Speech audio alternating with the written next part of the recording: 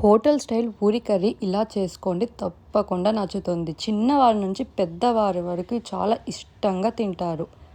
ఇలా పొడుగ్గా కట్ చేసిన ఉల్లిపాయలు తీసుకోండి. ఇలా పొడుగ్గా కట్ చేస్తేనే కూర చాలా టేస్టీగా ఉంటుందని గుర్తుంచుకోండి. 3 రెమ్మల కరివేపాకు, 4 ఉడకబెట్టిన బంగాళదుంపలు, 2 చిన్నగా కట్ చేసుకున్న క్యారెట్, 4 పచ్చిమిర్చి, 3 ఉల్లిగడ్డలు.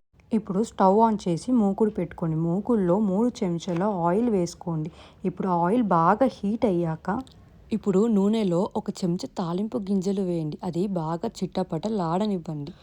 పొడుగా కట్ చేసుకున్న 3 ఉల్లిగడ్డలు, 3 పచ్చిమిర్చి, కట్ చేసుకున్న క్యారెట్ ముక్కలు, 2 రెమ్మల కరివేపాకు, ఉడకబెట్టిన 4 బంగాళదుంపని ఇలా చేత్తో స్మాష్ చేసి వేసేయండి. కొద్దిగా పసుపు, రుచికి తగినంత సాల్ట్ వేసుకోండి.